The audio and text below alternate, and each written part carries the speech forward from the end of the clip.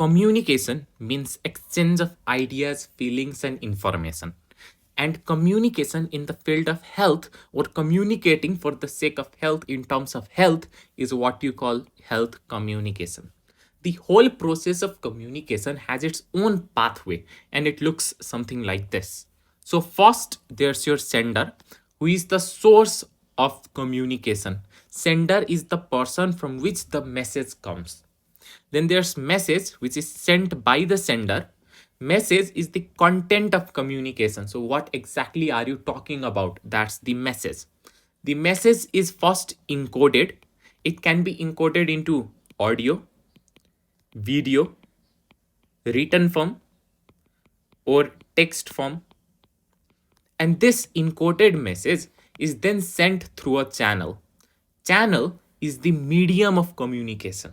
And there are three major channels of communication: interpersonal, that is face to face; mass media, like use of television, mobile, internet; and then folk media, like folk music, folk dance.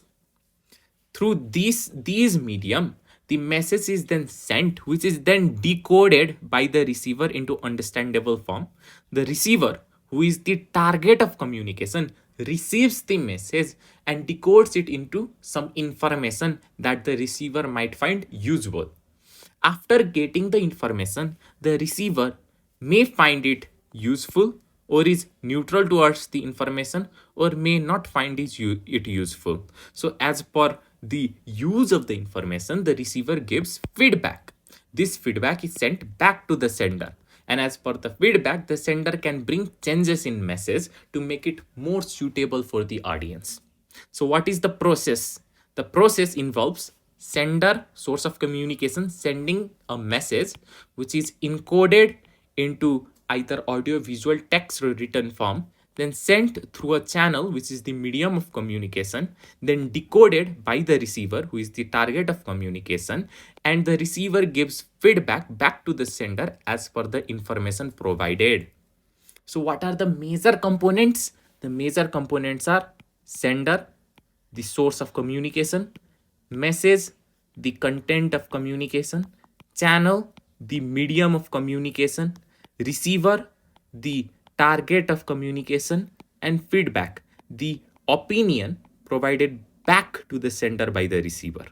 The feedback can either be positive, neutral, or negative. This doesn't look that positive. Okay, I guess now it's positive enough. So first, let's look at our sender, who is the source of communication, or the person who initiates communication. To be a good sender, or shall I say to be a good communicator, that there are few qualities that the communicator must have. For example, let's say there's a teacher who is giving lecture in a classroom filled with students. Okay, so this teacher must contain few criteria for him or her to be a good communicator. And these qualities are: first, good communication skill. The teacher should be able to talk frankly without any hesitation in front of the audience, so that the audience can get attracted towards the things he say. So basically, he should possess good communication skill. Number two, let's say the class is filled of students who have no interest of learning anything today. The teacher must be able to motivate them to study. The teacher can say that, okay, there's only 1 week remaining for exam, but guess what? I'm going to make sure that you learn everything and revise everything within this 1 week of time frame. And that way the teacher can motivate the students. Let's say the students are still not interested. The teacher can make the students participate by asking them questions, or having them themselves participating in communication or lecture. The things that the teacher says should be credible, should be true. There must not be any false information, so that the students can find the teacher trustworthy. The teacher should speak in a language which is understandable by the students. The teacher should not be speaking too fast that everything flies over the head of the students. Neither should the teacher speaks slowly that the class becomes very boring. He must have a proper pacing, proper tone of voice so that it's interesting for the listener to listen to. Finally, the teacher should talk about things that are felt needs. The teacher goes to grade 9 students and start talking about contents of grade 10 students. Grade 10 content is not a felt need for grade 9. They are not going to show any interest. The teacher or the speaker should talk about things that are needed at that point in time. So, what are the qualities of good communicator? Should possess good communication skills, should be able to talk frankly in front of other people without hesitation, should be able to motivate others to do things, to listen to him, to change their attitude, should be able to encourage participation, should make the audience participate in the program or the talk that is going on, should be trustworthy, must not give false information, should be understandable, talk in a pace that is understandable by the audience. The person should not be talking using hi-fi words in front of someone who is illiterate, or be using some slang term in front of someone who is not appreciated, who does not appreciate such words. Must give knowledge on felt needs or whatever is necessary at that point. The speaker should be talking about that thing. Okay, next we have message. Okay, we talked about speaker. How should a speaker be? Now, speaker is going to deliver some message. The question is, how should the message be? The message should be relevant to the audience. As I said, the speaker can't go to a grade 9 class and start teaching maths of grade 10. That's not relevant to grade 9 students. It should be felt based on felt needs. The teacher can't start teaching to the students about trigonometry when tomorrow we have exam of, let's say, water pollution. Tomorrow there's exam of water pollution and the teacher is teaching trigonometry. Obviously students are not going to find any interest in the topic because they are cheating over the exam that's tomorrow. The message should be clear and understandable. For example, if you are talking to illiterate person, use simple language. If you are talking to someone who has little bit of education, you can use much more complex language. And if you are talking to professionals, you can use technical terms as well. Then it should be specific and accurate. Students, they want to hear what they need to hear. The audience, they want to hear what they need to hear. So the message should be specific and obviously it should be accurate as well, not false. It should be timely and adequate. You can't take forever whole day to talk about a topic. It should be within a given time frame, and within that given time frame all the information needed to be heard should be adjusted, so the message should be in that way. And it obviously needs to be interesting, otherwise everyone is going to sleep while you talk. Plus it should be socially and culturally acceptable. Let's say you go to a place that you don't know the language of, then obviously they are not going to understand you. The language should match, the culture should match, it should be accepted by the society as well. So those are the criteria or the qualities of a good message. It should be relevant to audience. What the audience needs, you tell. It should be based on felt needs, based on whatever is required right now. It should be clear and understandable. The audience need to be able to understand you. It should be specific and accurate. It should be timely and adequate. It should be interesting. It should be socially and culturally acceptable. Okay, we talked about communication process. Now let's talk about what exactly do you want to achieve through the process of communication. Through the process of communication, you are overall trying to bring desired change in a person. For example, there's a guy who is hot because his girlfriend just left him.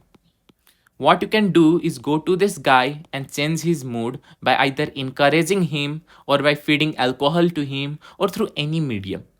Right? To do that, you first talk to him.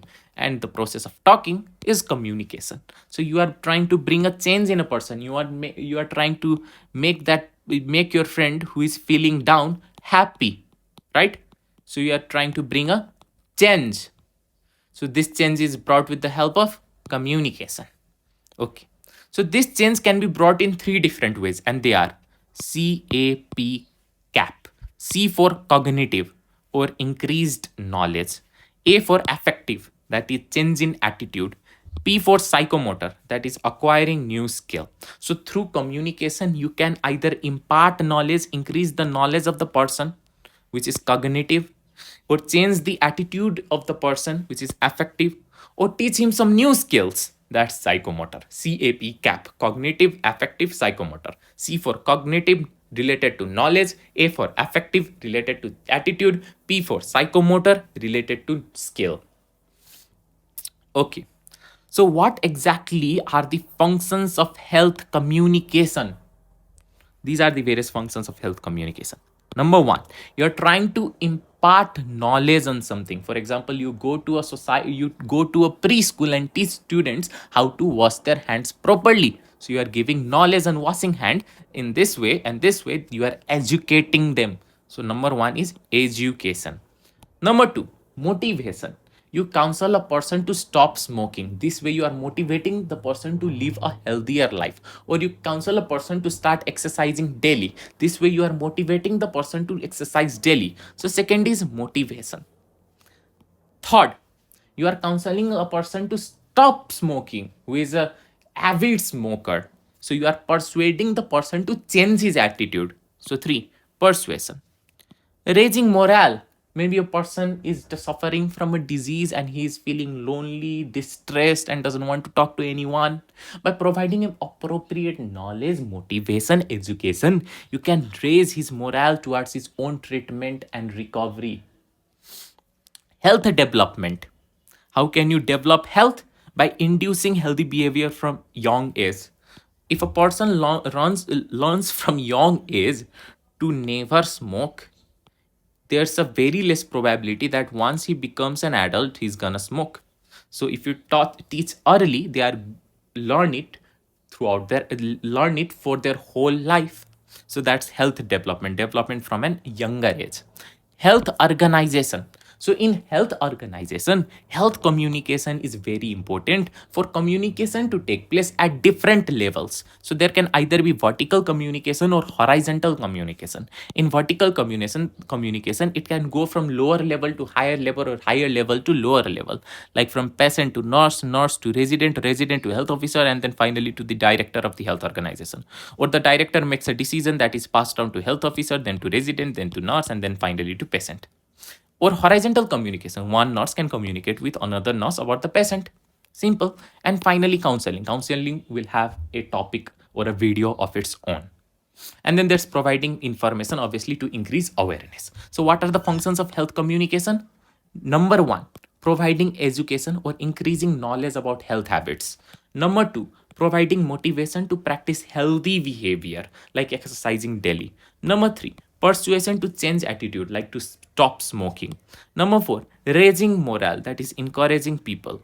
Number five, health development like teaching people from or young people from younger age to adopt healthy behavior. Number six, at health organization, communication between various levels present within the organization or between two staffs at the same level. And then seven, counseling.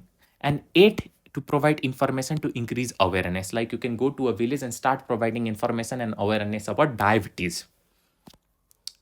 There are various types of communication, altogether seven that you need to know. One way communication, which is also called didactic communication. Basically, there's a sender that provides message and the receiver receives the message, but then the receiver can't talk back to the sender. So the communication is taking place only in one single direction. That's your one way communication. For example, in lectures, most of the time the teacher teaches, the students they listen, but then they can't ask questions back. In appropriate lecture, I'm not talking about class lectures. Then there's newspaper. You can read a newspaper, but then you can't talk back to a newspaper. Radio, you can listen to radio, you can't talk back to radio. Television, you can look at a television, but then you can't talk back to the people that are present within the television. So the communication in one way is called didactic or one way communication. Two-way communication, the receiver can talk to the sender and then the sender can become receiver and talk back to the receiver who becomes the I'm so sorry. Okay, the sender can talk to the receiver can then become sender and talk back to the receiver. Basically the communication both ways. That's your two-way communication, which is also called Socratic method. one-way communication, didactic method; two-way communication, Socratic method. For example, symposium, panel discussion, FGD or focus group discussion. What are they? It will have a topic of its own or a video of its own. Verbal communication, obviously you are going to use language, like in case of interpersonal communication, one person talking with another communication is an example of interpersonal communication or an example of verbal communication. Non-verbal communication, so if you simply provide gestures, like in class your best friend is sitting at the back and you are at the front and the teacher is between the two of you, you can't talk back to your friend because the teacher is obviously going to scold you. So what you instead do is use gestures. Maybe you lift your eyebrow or wink at your friend, and the same way other and the same thing other way around. So that's non-verbal communication. Basically there is no use of words, simply the use of gestures. Then formal and informal communication. Simple. Informal communication, there is use of formal language, that is when you talk to your teacher you use formal language. And then informal communication, the type of communication where you use informal language, like when you talk with your favorite teacher or when you talk with your friends. Then there's your visual communication, where you don't talk back, you just look and take the information in, like when you look at a chart, when you look at a graph, when you look at a poster, when you look at a map, you get information. These things, they don't talk. You look at these things and then gain information from them. Then telecommunication, which allows communication at a large distance, like telephone. Then internet, obviously. Okay, interpersonal communication. See, interpersonal communication is an example of verbal communication because there is use of words. And interpersonal communication is a face-to-face communication. So there's one person who is looking at another person and they talk to one another. One-to-one person or one-to-one communication, you can call it that as well. So face-to-face or one-to-one communication, and it is superior over over mass communication. Why? First, what is mass communication? Use of multimedia, mass media, like video, audio, etc. That comes under mass communication. Basically you are basically these media, they allow to pass information to a mass or a large group of people at one time. So that's mass communication. Interpersonal communication is superior over mass communication in these terms. Number one, it is the most persuasive. Let's say your friend is feeling down, he doesn't want to go outside and play. You when you If you personally talk to him and persuade him to go outside, there is a higher chance that he might go outside to play with you. But then if you send a message through a text, he's just going to ignore it. Most effective, obviously it's more effective because you are talking directly to the person. Most influencing, obviously it can bring a great influence in the person as well. And then most motivating, your friend doesn't want to study, he has given up his hopes, he doesn't want to study, he thinks he can't pass exam. You go to your friend, you persuade him to study, you motivate him to study by talking one and one to him rather than sending him messages are going to be ineffective in terms of you directly talking to your friend. Then there's disadvantage. The disadvantage is that it has a very less coverage because you are talking one to one with another person. Obviously, the information can't be given to a large group of people at one time. So it has very less coverage. So what is interpersonal communication? It is a one-to-one or face-to-face communication, and it is the most persuasive, effective, influencing, and motivating medium of communication. The disadvantage being it has a very less coverage. There are various barriers of communication. Basically, there's your sender, there's your receiver. Barriers refer to anything that disrupt communication between sender and receiver, like physiological. Maybe the listener or the receiver has hearing or visual disability, so he or she is not able to listen or look properly. Maybe the receiver is going through some emotional disturbance or is depressed and is not in the mood of listening to anyone. So that's a psychological barrier. Maybe the environment is very unpleasant and noisy. Even at that time, the receiver is unable to receive the message sent by the sender properly. Maybe the sender talks in one language, the receiver understands another language. So that way as well, there's a barrier in communication. Maybe the sender uses some hi-fi language, the receiver doesn't understand it. There's a social cultural barrier as well. Maybe the sender selects wrong channel or wrong medium of communication. Sorry, the receiver selects wrong medium of communication. For example, let's say the sender is providing directions to his home, which is quite complicated, and everything is being said over a phone. So the receiver is listening to everything. The listener is, or the receiver is listening to everything over a phone. Obviously, he won't be able to pick up every directions given by the sender because it is quite complicated. So what receiver could instead do is that ask the sender to text him the home address. That way the receiver could frequently look at the text and revise whatever the location was given. Semantic barrier. For example, the message can be easily misunderstood by multiple people. For someone, this looks like an X. For someone, this looks like a infinity symbol, or for someone, it simply looks like pretzel.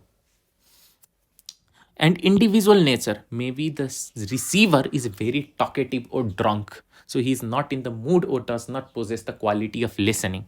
That way, also, there's a barrier between sender and receiver. So there's your physiological barrier, psychological barrier, environmental barrier, sociocultural barrier, barrier in terms of selection of channel, semantic barrier, and individual nature barrier.